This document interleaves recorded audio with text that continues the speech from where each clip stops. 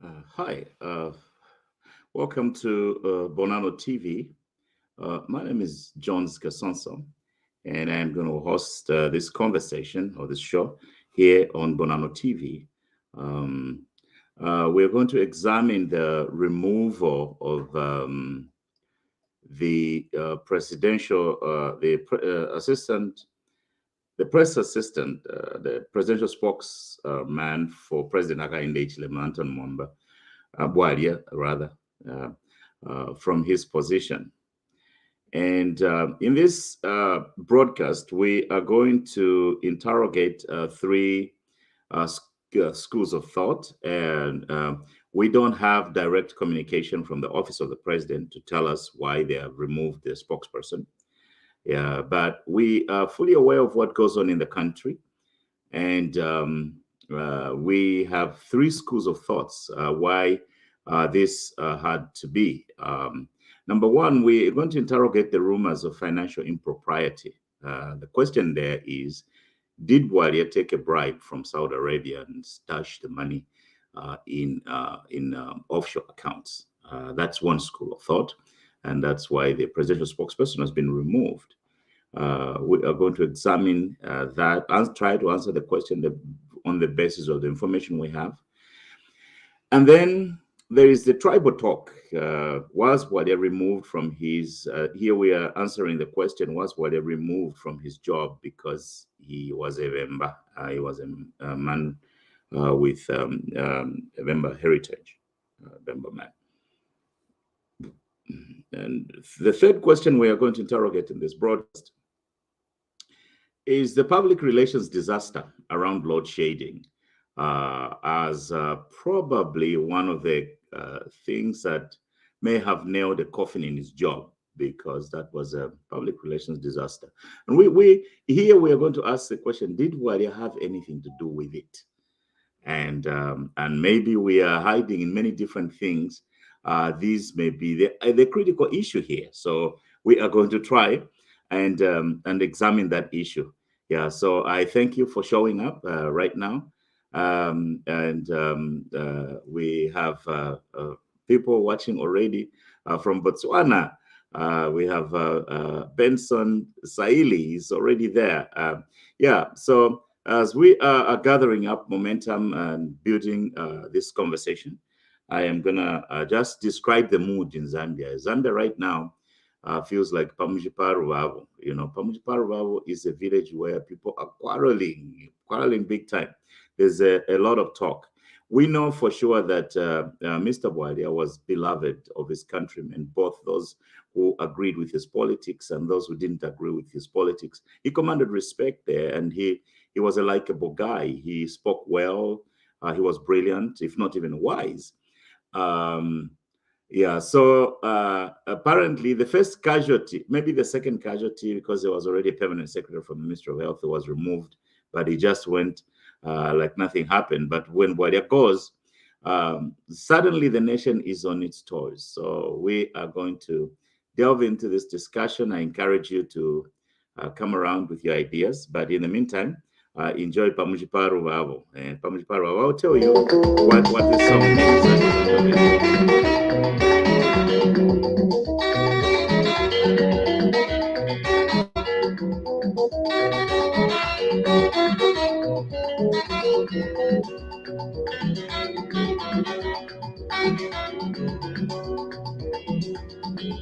Pamujiparu Vavo, Pamujiparu Vavo, Pamujiparu Vavo, Mama, Pamujiparu Vavo.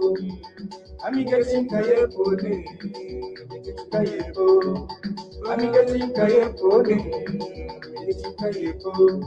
Babuliza kunena, Karagine Babuliza kunena, Babuliza kunena, Mama Babuliza kunena.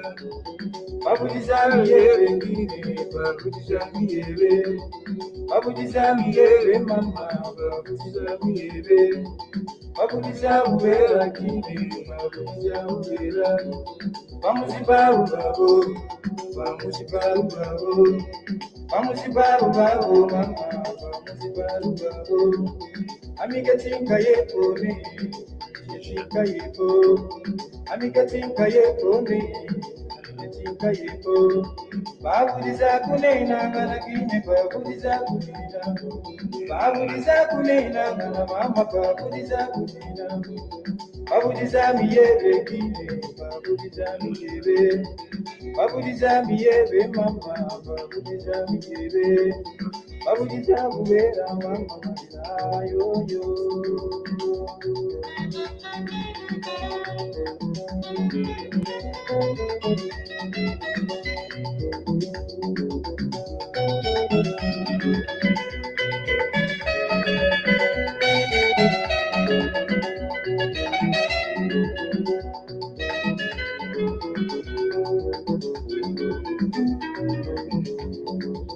Vamos de baro, vamos baro, vamos de baro, mama, vamos de baro. Amigatinka yepo ne, amigatinka yepo, amigatinka yepo ne, amigatinka yepo. Babuliza kunena ngana kine babuliza kunena, babuliza kunena ngana mama babuliza kunena, babuliza miyebe kine babuliza miyebe, babuliza miyebe mama babuliza miyebe, babuliza bubera kine babuliza bubera. Vamos de baro, vamos de baro, vamos de baro, mama, vamos de baro. Amigatinka yepo ne, amigatinka yepo, amigatinka yepo ne, amigatinka yepo.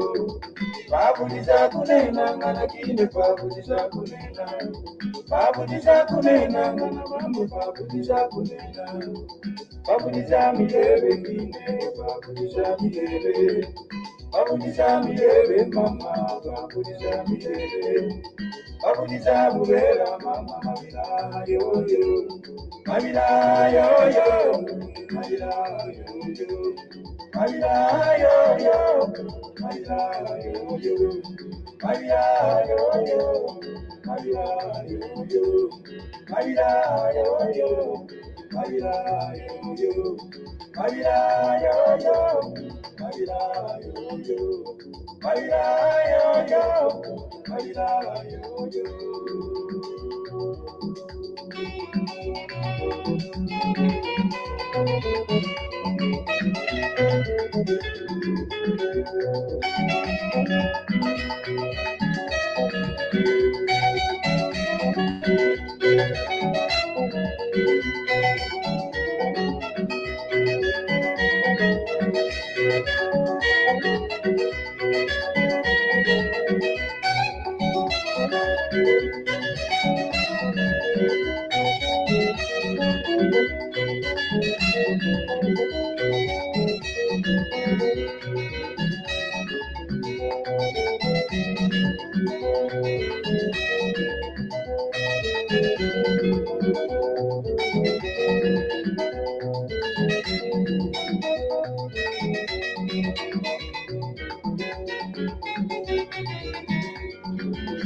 Yeko yorelema,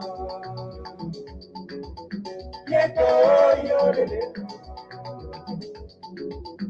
yeko yorelema, yeko yorelema, yeko yorelema. That's a beautiful piece from the 80s, 1980s, by the Mulemena Boys. They sing that song in Kikaonde, my father's language, and I like that song very much. It uh, laments a village where people are not at peace with each other. They are lying about each other. They are talking a lot of, they are doing a lot of backbiting, and they are talking ill of one another. And a village like that, the songwriter says, "Me, I will not go to that village." He's trying to exclude himself from the shenanigans of a quarrelsome village. Um, I think that song also typifies what is going on in the nation. Clearly, the removal of Mr. Bwalya as the presidential spokesperson has sent shivers and created a lot of chatter and a lot of talk. So here at Bonono TV, we put our ear to the ground and try to come up with what could have precipitated this.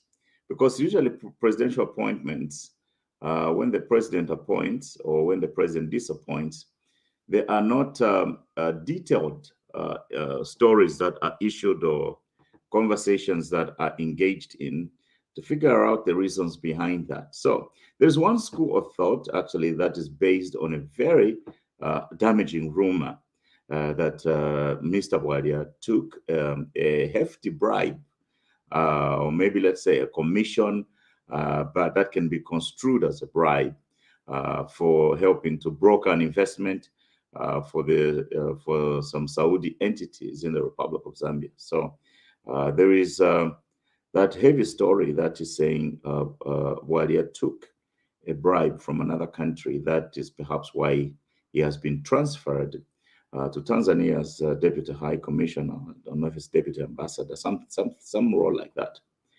Yeah, so so that's the first school of thought. That's the first thing that I want to discuss here briefly. If a public official takes a bribe from a foreign entity, particularly the Africans,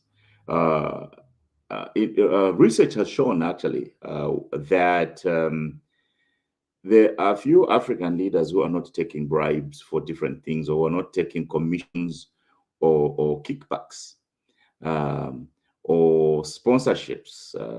Political officers worldwide, even here in the United States, we do have those type of favors being extended to lawmakers so they can be able to promote a piece of law and things like that. So it is part of the global culture of political games for those two type of things to happen.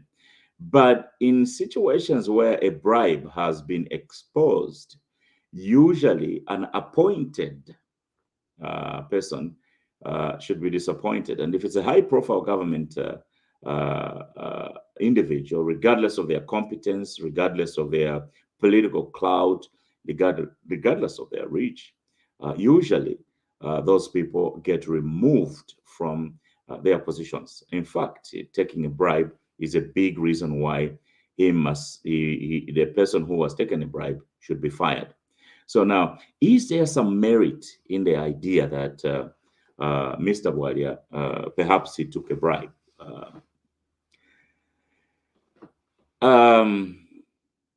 I would say it looks both likely and also unlikely.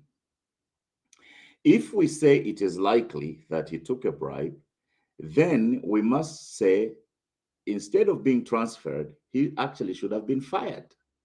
He actually should have been fired, should have been removed from government. If he took a bribe, that is an embarrassment to his president, and that if he took a bribe behind the back of the president, as that article is claiming, that the president got aware when he went out of the country that he had taken a kickback and stashed it in some foreign accounts, then the step for the president to do, we know that the president and Anthony Bwalya come from a very long way. They have fought together. They have overcome critical odds to be together. And, he was a bright spot, actually, besides the president. He was well-spoken, and he seemed to know his material very well. And he could be expected to have known what to do once they took over power. So, but if we say he has been removed from being spokesperson because he took a bribe, the most likely thing to have happened is for him to be fired. What the president would have done was to fire him if that were the reason.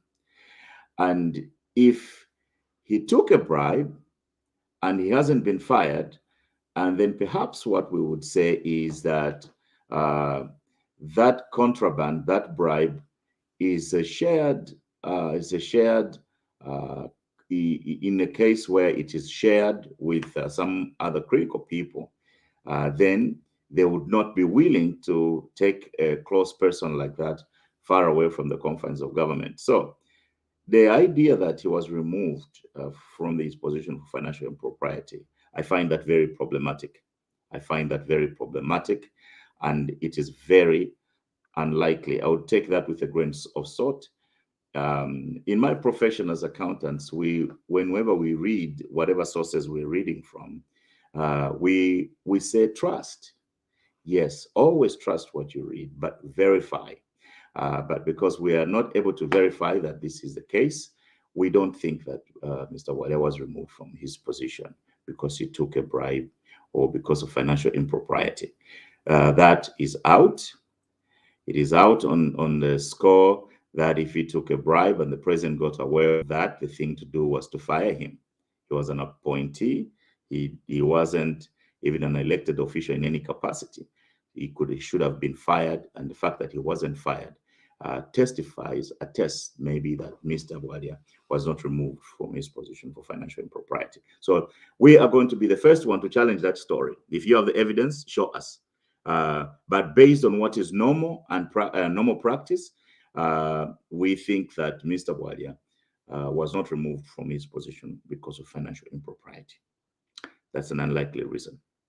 Secondly, there is a firestorm around the tribal talk. Was Mr. Bwalya removed from his job because he was a Bemba? Was Mr. Bwalya removed from his job because he was a Bemba? This one, he's striking a chord. This position is striking a chord with many people. And you see, we do make observations, but also there are certain things that comport with the public view. I happen to have grown up in two different families. I grew up in a family that was that used Bemba as the primary language, and I also grew up in families where we used Kikaonde and Lenje, and which is a variant of Tonga. Yeah. And my exposure to these two groups, the Bemba families and the Tonga families, is they see the world very differently. And they look at each other's families very differently. And if you go into the stereotypes and the details of the tribal talk, why this issue has even become an issue is because of the pre-existing talks and counter talks and perceptions that the Bemba-speaking communities have, and the Bantu Botatwe also have of the Bembas, and Bantu Botatwe with their cousins and their groups also have a view of the Bembas, and also the Bembas have a view of that. So people have used, some people have even used this to dance around the country that Mr. Bwalya has lost his job because he's a Bemba. And, you know, they could even use some defensible points. For example, that the media group at State House has three key personalities, and two of those are Tongas. Mr. Bwalya was the only Bemba speaking in that group that we know. There is a Brian Mwinga there who has a role, and there is a Habasaka who also has a role there. Mr. Bwalya was also there, but Mr. Bwalya's position was apparently more senior than those. So he worked with those colleagues at the State House. And when Mr. Habasaka, who had connections in the media and some training in the media, was appointed to a position at the State House, most people began to look at Mr. Bwalya as a dead man walking alive, and accounting to say that his days perhaps were numbered. So now, months later, Mr. Bwalya doesn't have a job. So they have to fall back on that story and say, okay, Mr. Bwalya lost his job because maybe the working relationship wasn't awesome there, and his tribe may have not been a plus in that inner circle. Yeah, and you know, there are many things for that. Yeah. So, but that point of view, I'll call it a very cynical view for one reason. One, when Mr. Bwalya was appointed to that position to work closely with the president as the right-hand person of the president, uh, Mr. Bwalya was a Bemba. And even this time around, when Mr. Bwalya has been removed from that position, he's still a Bemba. So we cannot say with our right mind on that he has been fired because he's a Bemba. That is a stretch. That is a lot more. It's a very cynical way of looking at his removal from there, because even when he was appointed, he was a Bemba. Unless you are telling us that when he was appointed, he wasn't a Bemba, and he has only become a Bemba when he has been fired or has been removed from his position. So the people who are amplifying this talk are those who seem to benefit from the tribal tensions between the Bembas and the Tongas. It is there and it's palpable. Yeah. And, you've seen how much President Hakainde has even struggled to win the trust of the Bemba-speaking communities over the years when he's been trying to stand as president. You can also see that since the people of Southern Province and related regions had a Tonga contesting for the president, they have had this feeling that from the pre-independence, they've had this feeling that we have got to have a turn. We've got to have a turn because for the longest time, we have not had an opportunity or a chance to control the deck. There are Bantu is a second largest group behind the Bemba speaking Commonwealth in the Republic of Zambia. And I need to speak this and say it publicly and openly and just even with a straight face. When you go to tribal talk in our politics in Zambia, it's only those who are trying to benefit from the tribal talk that actually bring it into the politics. In the recent past, we have had a doctor without portfolio stand on just a platform just to campaign and demonize one tribe as a way to benefit from ostracizing that tribe and raising up tribalism from his own ranks so that they can vote. The Bemba-speaking people could vote in numbers, thinking that our villages are on fire because another tribe is trying to take over the country. So only people who have the tribal, who think that they can benefit from the tribal talk, actually bring it up on the podium to discuss it. Now, I would say another point. All politics are tribal in nature. All politics are tribal, whether in Zambia, in these United States, and everywhere else. All politics are tribal. Why are politics tribal by nature, especially democratic politics? Democratic politics are tribal in one sense because of the nature of tribe. Tribe is just an extended family. Tribe is just an extended family. So if you think that you can lead a country, I think it's reasonable to say that the first people you should convince are your family members, and the extended family. Hey, I can lead. Can you support me? Yeah, I can lead. Can you guys support me to be able to win the elections and to be able to stand? And if the family says yes, we can support you, then we know that you can't win political office with just your family supporting you. So in a democracy where your family has to support you, your extended family, which we call tribe, has to support you, then it becomes your responsibility to build an intertribal coalition. So it means go out there and incorporate other tribes and other families to be able to support your capacity to lead and to be able to go forward. So let us not cook up this idea that if me, the child of the Kaonde family, I go to Soroeji and Kasempa, they support me. Don't call my family tribalist. I have just managed to convince the family that I can lead. If I go to my mother's people in Wapula and convince them that, hey, mwana noko ni mwana obe, you know, na isa kuno mwala mvotera na kampinga na kule mumbi shina pitako ne filamba. Ilo ba mwana ta ocha na chat Zambia chika sonso kuchateka. Don't go to my mother's village and call them tribalists, because your politics must start from your family. In my mother's language, they used to say, "Akafumbi okunona katola kuwaiche." Oba kuishika kuwaiche. You know, even charity begins at home. So at home, that's where they see your generosity. In the family is where they see your leadership. So you start from your family.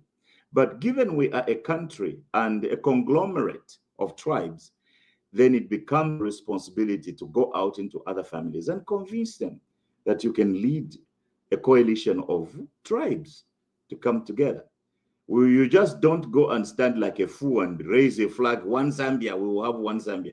One Zambia, first of all, you have to be able to achieve the unity in your own family.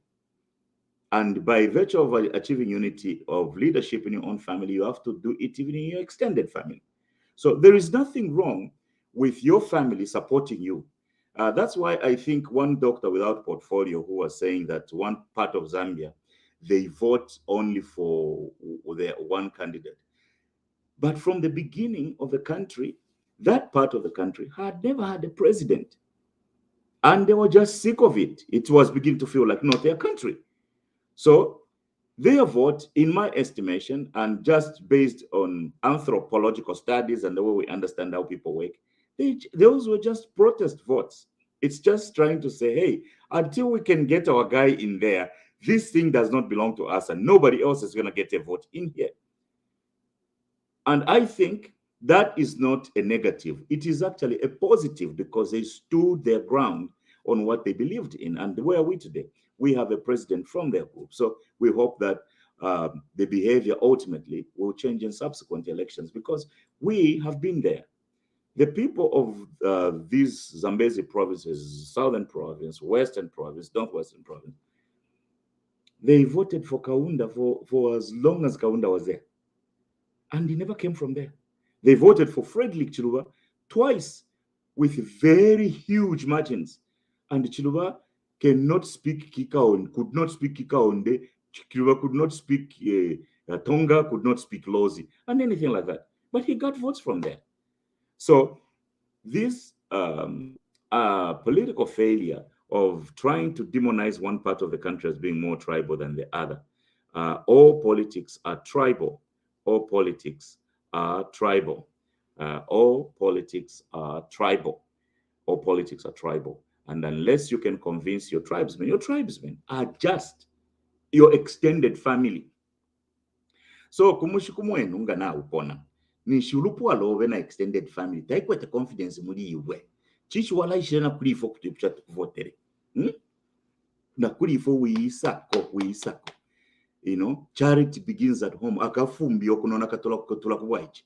You must first convince your own family. Abakashiwowe, banoko, bama aunties, bama uncles, and your extended family, which we now come to call tribe. So don't demonize tribes. Tribes are families in which God packaged us. And we must celebrate the diversity of tribes in our country. Because, you know, we cannot just have one set of tribes as the governing class for 50 years. That was not normal.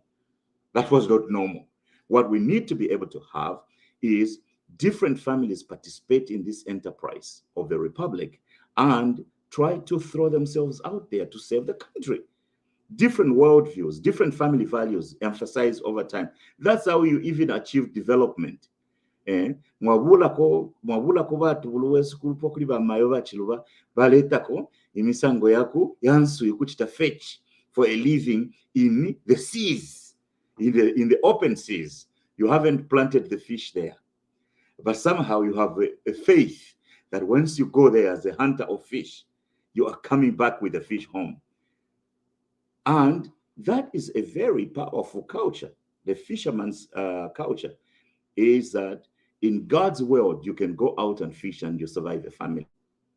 Let's talk about another family where they keep the arable farms. The arable farmers, they have cattle and they keep lots of, they have uh, that type of thing. Now, they just don't look after people, but it also shows us the shepherd's heart, the arable farmer's heart. They are able to keep animals. Those are lives.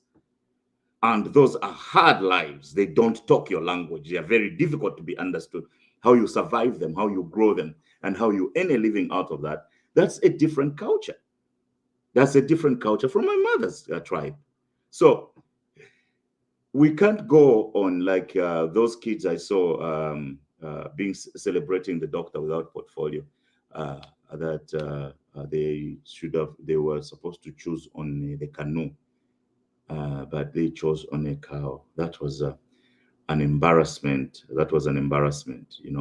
A decent person cannot even wait for that song to be sung. If they were coming to sing that song, I would get in my house and come with a chiswepu and go and scatter them. The cultural differences that we have based on the traditions of our tribes or families are very, very valuable to this republic. I am reminded countless times that Kenneth Kaunda and his friends in their villages, kwale byalo afye pupwe na chilemba, kwale wale senda fe pupwe mumpanga nokulima chilemba, nemina ni ale shupa sana, and they didn't have the money to go and even get independence. Yeah, but the people who are keeping the animals, for heaven's sake, that is also their money. So they sold their cattle and Zambia got independence. So we can't be ashamed of our heritage as a country, and we can't live off of shaming each other. That is not constructive. So the tribal talk may be palpable because Mr. Bwalya was apparently the only high profile in that group. The other people, the other two people, apparently are a family, they are relatives. So maybe where they would gang up against him. But even then, two people versus one, and unless it is entire government machinery. So I'm going to take the tribal talk out, although I have had a lot to say, but we don't think us here at Bonano that Mr. Bwalya was removed from his position because he was a tribe. Because of his tribe. There are people who are trying to take advantage of that because they don't have stuff they can sell or stuff they can use to get some traction. But they just have to raise resentment, enough resentment. It's a very cynical idea. The whole thing of accusing one tribe to be more tribalist, who hates their family? Do our Bemba speaking families hate us, their sons? No, they don't. Don't touch us. You feel something. You hear from them. So there is nothing we can do to say this tribe, they love their people more than the other tribe. That is a very uneducated way to understand human beings, and it's a very unconstructive way for us. From the foundation of this country, it was a conglomerate of tribes. Zambia is actually United Villages of Central Africa, and those villages had tribes in them. They didn't have predominant races. It's just the tribes, extended families. Let's love our tribes, but we know that for us to live together as a country, we have to have an intertribal, camaraderie, good relations. We can celebrate our differences.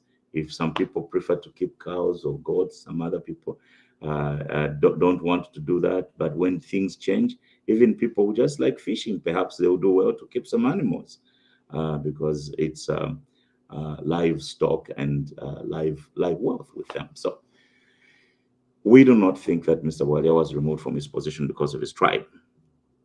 Number 3, the public relations disaster around load shedding. Did Mr. Bwalya have anything to do with it? I'll explain this one a little bit and why it has made it on the list of the reasons why we here at Bonano think that this is one of the top 3 reasons but perhaps even the highest reason, comparing to the other two. Others two reasons. We saw Mr. Bwalya after the load shedding had started in Zambia was announced. That was at the backdrop of another press conference. A press conference. Mr. Bwalya, as special assistant to the president, was a person, in our estimation, knowing how presidents work, who was the last person who reviewed word for word what the president was going to speak. Unless the president decided to speak off the cuff and he makes comments. But if the things the president spoke was in his notes, those notes were delivered to the president by Mr. Bwalya. Mr. Bwalya was the person who read through what the president was going to read, edited some of the things with his colleagues. He was a trusted individual concerning the president's public image and persona. And we know that in one of the press conferences that were chaired and hosted by Mr. Bwalya, the president had assured the nation that load shedding was a thing of the past. It means that they crossed that bridge.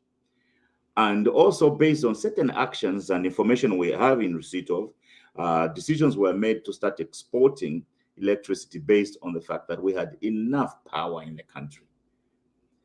But apparently, there appeared to have been a missing link in that. When load shedding started, it took the country by storm.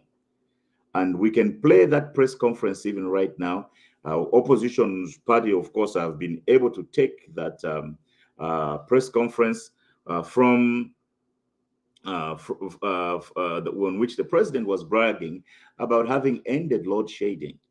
And also, we are aware of the several contracts that have been signed with other countries in the sub-region.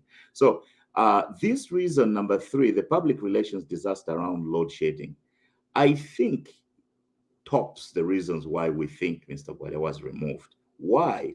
Because the statements the president took to the public resulted in a lot of shame for the State House when load shedding came. And in any case, going by even what happens here in these United States, if you in your corner, you do something that puts your president in a bad light, whether that happened by mistake or by circumstance, you usually pay for that with your job. You get removed from your position. So we will usually get removed from your position if anything from your work causes embarrassment for the president. The person who reads through the president's speech and edits it, in fact, is part of preparing it, must be able to investigate, must be able to see to it that the things that the president is going to say are facts, and the things that the president is going to say are not going to bring embarrassment to the president down the line. And maybe this was a case of either an inadvertent mistake because they're all new in this type of jobs, or a gross level of incompetence where you give the president information that is later going to embarrass the leadership.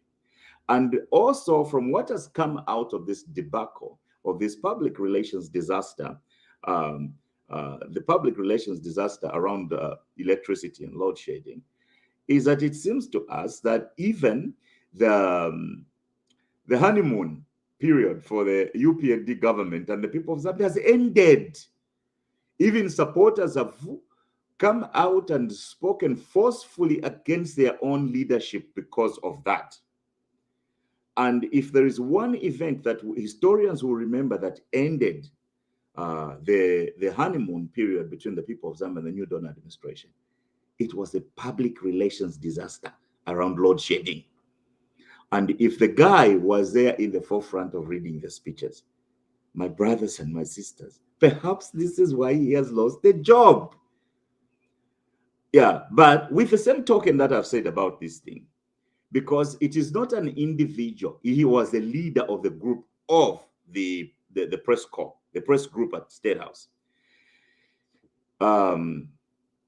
Rather than just removing him, I think if I was a senior advisor to the president, I would actually request a total shakeup to the entire press corps, because the public relations disaster around load shedding is what broke the honeymoon period for the UPND government. And if the guy, the spokesperson is a guy on top of that, he probably paid for his job because of that. And of the three reasons, that is why I think Mr. Bwalya has been transferred to another job, no, rather than removed. Part of it is there are certain things he did not investigate better, and he cannot be blamed as an individual. For example, there are a lot of other government heads that are involved in giving the president information that there's no more load shedding in Zambia, giving the president the information that causes them to even start exporting electricity. There are a lot more, yeah, but the direct guy who should cover the president's behind is a spokesperson. And in that case, it does not appear as if he did actually cover the back of his boss.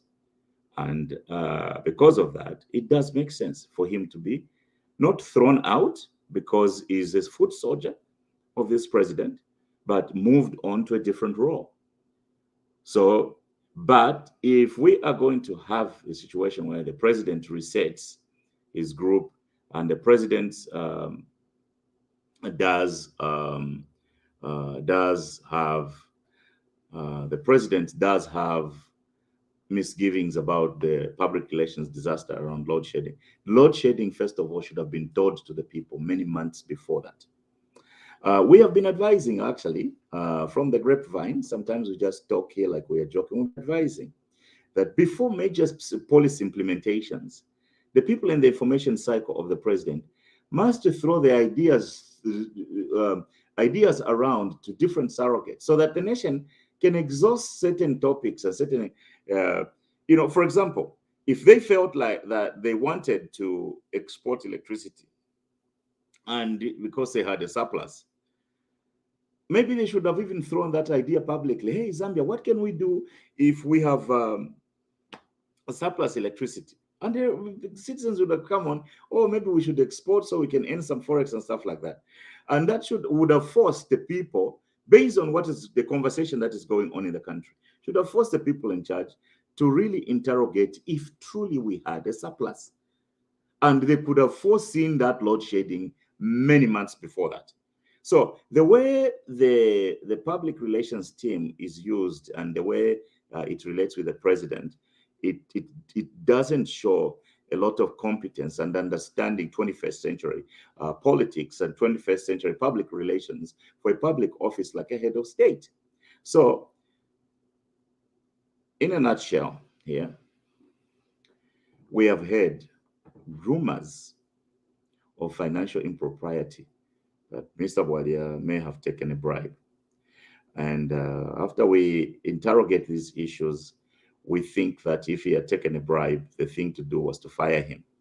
So we err on the side that that story is not credible, because the same government that is trying to fight corruption and the same government that came on the platform that we will be a little bit more righteous than the wicked patriotic front cannot start this early, 3 minutes in the game, financial impropriety.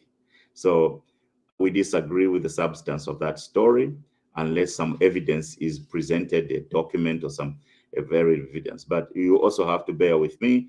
I'm an auditor. My background is that of a financial auditor. I was an auditor in a financial audits bureau of the largest and strongest economy in the United States, strongest state and largest economy. So I know something about auditing, but in my field, we do trust what we hear from you, but we must verify. Lack of verification makes us throw out that idea.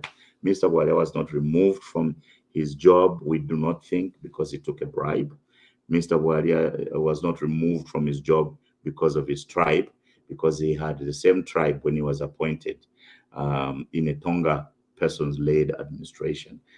So therefore, we do not subscribe to the notion of tribe. We don't accept that. Some people want to use it to gain political mileage by sowing seeds of resentment in the country. That is not happening. And we thank God this is not election year. And what we think this has to do with is that it's a public relations disaster around load shedding. Let me challenge you to do something. Watch Mr. Bwalya's interview on the radio station trying to defend the president. Bwalya weswale moneka fyo walokwa.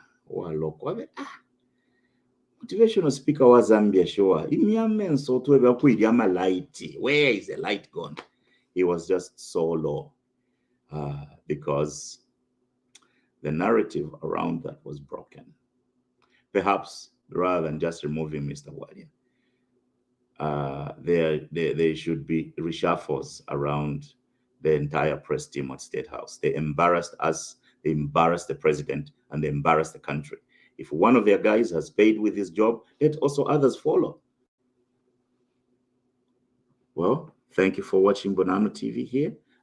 Subscribe to us on any platform you can find us, and click follow on Facebook and YouTube.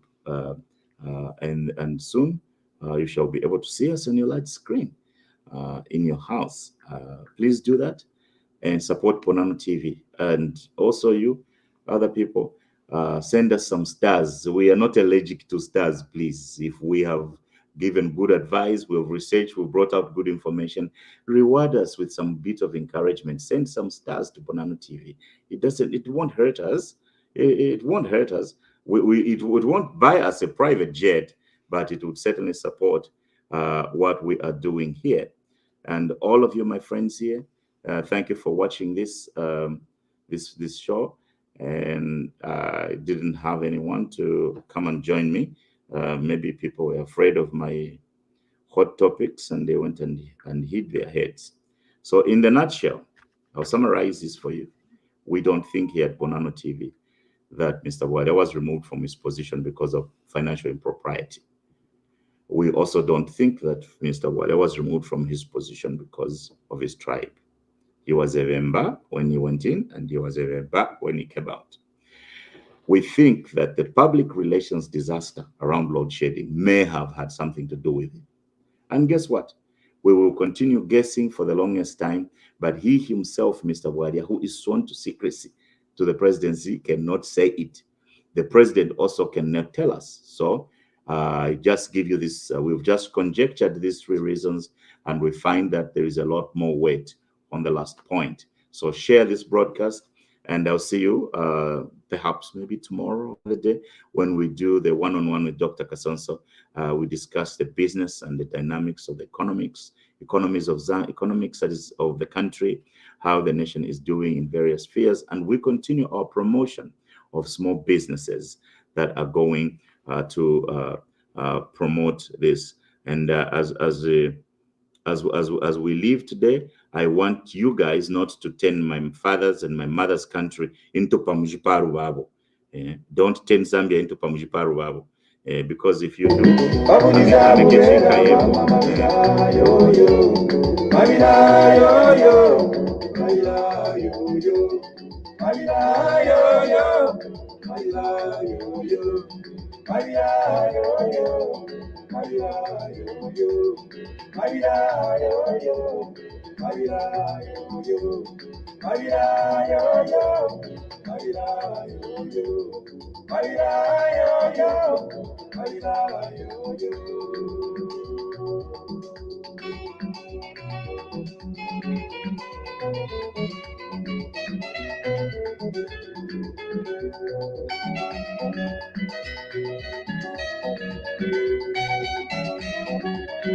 enjoy your weekend.